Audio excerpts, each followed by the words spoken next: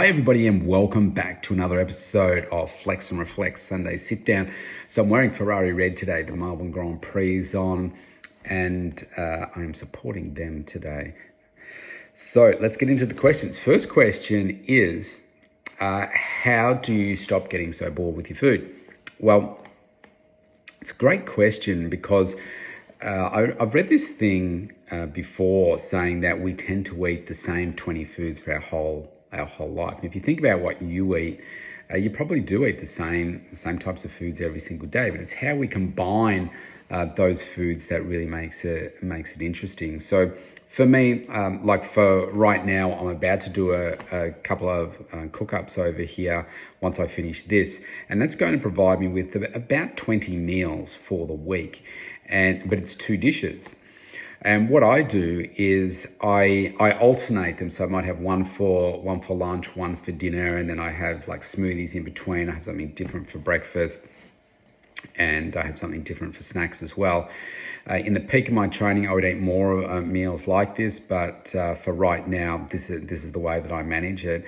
And so like the stir fry I'm doing today, for instance, I just use some different sauces. So I'm using chicken, I'm using actually some different vegetables. I keep it nice and simple for me, and I use a big bag of frozen mixed vegetables, like your like Asian type stir fry type veggies. And I'm just changing the sauces. So last time I did like a black bean sauce with basically black bean sauce and soy sauce. And today I've got some sweet chili, I've got some hoisin sauce and some soy sauce in there as well. So just changing up those flavors, but the rest of them are the same. And so I think it just comes down to making sure that you're eating kind of widely, if you like, and getting those selections and flavors in place. So for me, I use like those Asian stir-fry vegetables because I really love them, and there's plenty of color and variety and texture in there as well. I use different meats from time to time. Sometimes I might do a slow-cooked dish. Today I'm doing a stir-fry, and I'm doing more like a stew. With the vegetables cooked for a little bit longer and stuff, and some different flavors. And so I haven't made that one for I'm in a bit of a routine. I make it about every fortnight at the moment, but prior to that, I hadn't made it for years. And I thought, oh, gee, actually, I might feel like that. And I'm just really enjoying the different flavors. So I think that, like, if you think about if you eat meat, you've got your chicken, you've got your beef, you've got, maybe fish and different types of fish and stuff, but essentially the same sorts of ingredients. And it comes down to, well, what are you going to do to make it, different and more interesting for you while keeping it really, really healthy at the same time. So I think for me, I do have fairly simple tastes, but I am just like most people where if I don't focus on what I'm eating, I could easily just go and eat pizza or go and eat, takeaway or something.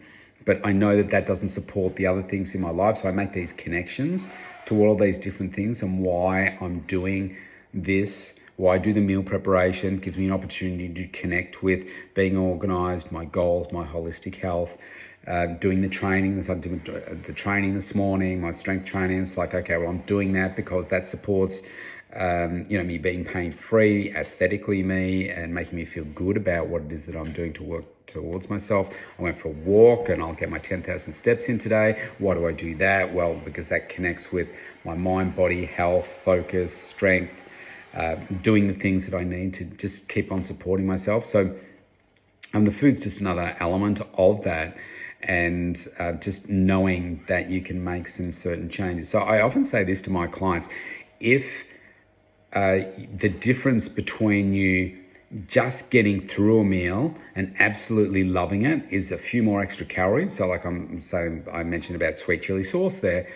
If the difference between you not having that and having it and is 20 to 50 calories, I would say have it if you're going to love it versus it's going to be a struggle, because guess what? You're going to be more attracted and going to stick more with those foods that you absolutely love. So just keep that one in mind.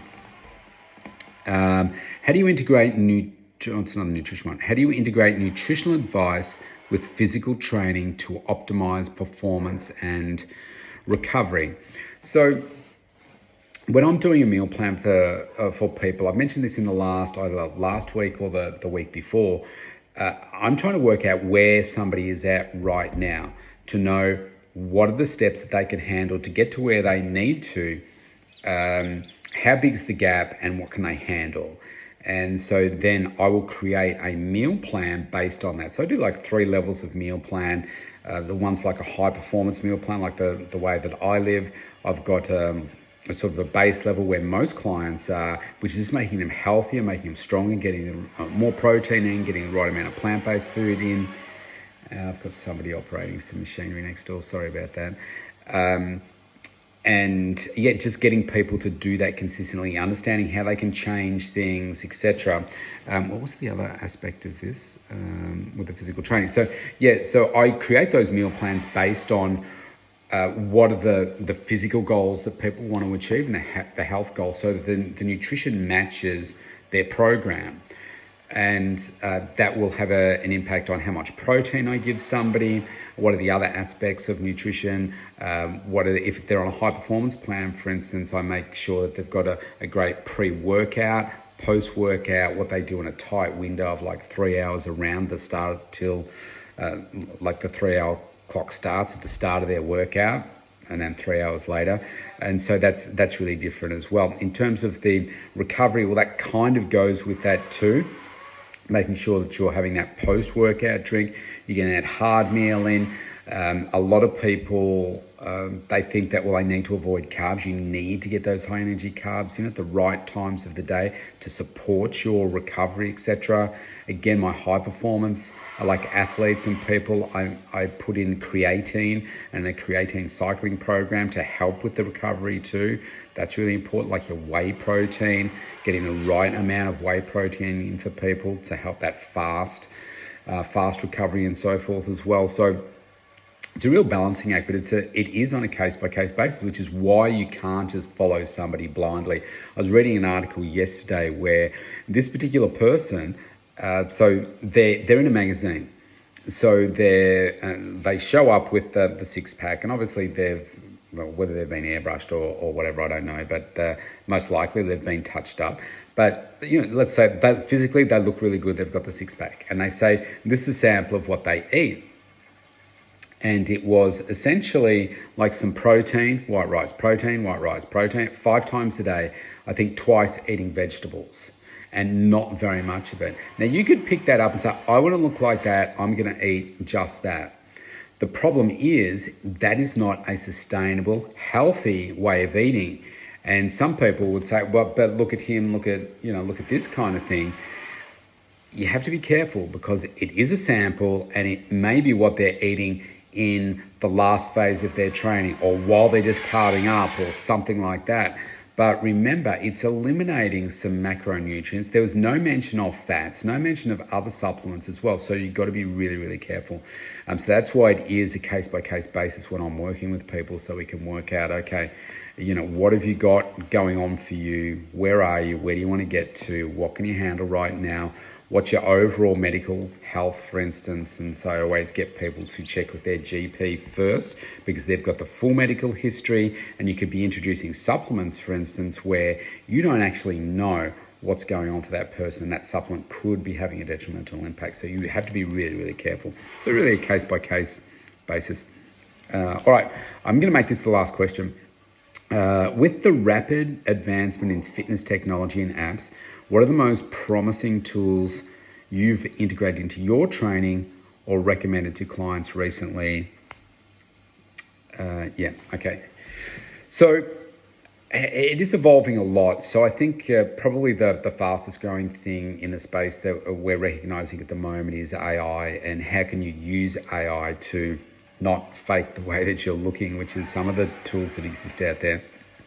But how can you use it for your advancement in your training and so forth? And here, there's a danger with this, because AI, you ask it any question, it will give you an answer. Whether it's the right answer for you will determine whether you've put in all the right questions. And at the end of the day, you need to be having that one-on-one with somebody that's an expert in the area where you want to get better, to make sure that it is right for you. It's a bit like going to YouTube and saying, give me search workouts, for instance, and you say, okay, well, here's a workout. And let's just say it's a really advanced CrossFit type workout, and you just get into the gym and start doing these moves, that you're most likely going to injure yourself. And that is not the way to be starting out with your training. So I'm very big on making sure that we focus on form and technique and all that sort of thing. So honestly, look, every couple of months I'm looking at, say, apps that can support me in my business in terms of creating programs, tracking, etc., etc. They are all lagging behind. I would suggest they don't give me what I want. Some of them are so ridiculously expensive for what they do. And they promise the world, but they don't do anything that close to what I want them to do. So there are no apps that I actually recommend for people in the exercise space, in the tracking space. I have my own app where I create my meal plans and people can track their meals in that. Their menu goes onto the app. If they're sticking to it, it's just like tick, tick, tick, tick, tick, and 6 times for the day, and bang, it's done. It's got a great dashboard which on the home screen, which shows them what it is that they need to be doing and how far away that they are, tracks their goals and keeps them really to account.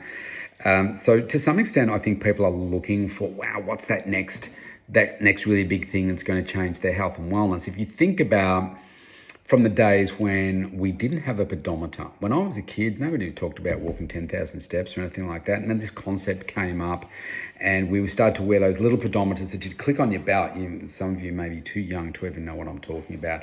But it had a little thing in there, and every time you stepped, it moved up and down. So it had a little thing on it, and when you moved enough and it ticked down, then that was 1 step, 2 steps, 3 steps, etc., etc.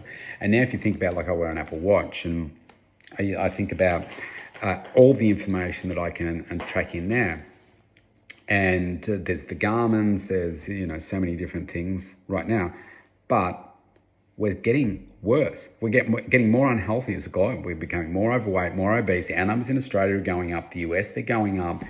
Everywhere, they're just going up. But we have more tools and resources and everything available to us now. So there are many things, irrespective of apps, that will never change. The apps won't change our physiology. We've still got to do the work. We've still got to condition ourselves to do all of that.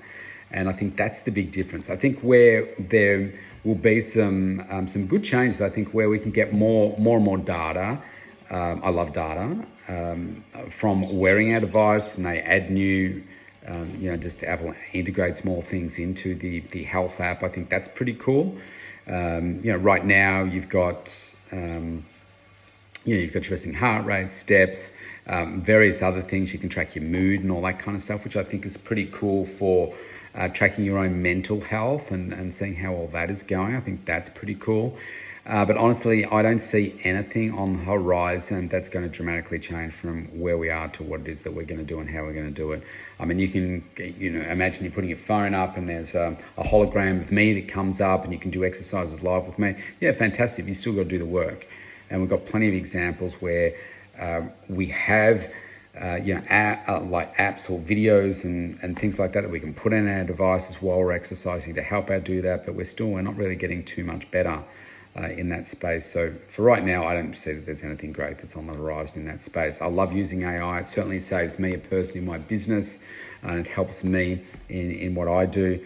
But we've still got a long way to go, I think. So, all right, that's me done for today. Thanks for the questions, everybody. I'll see you next week.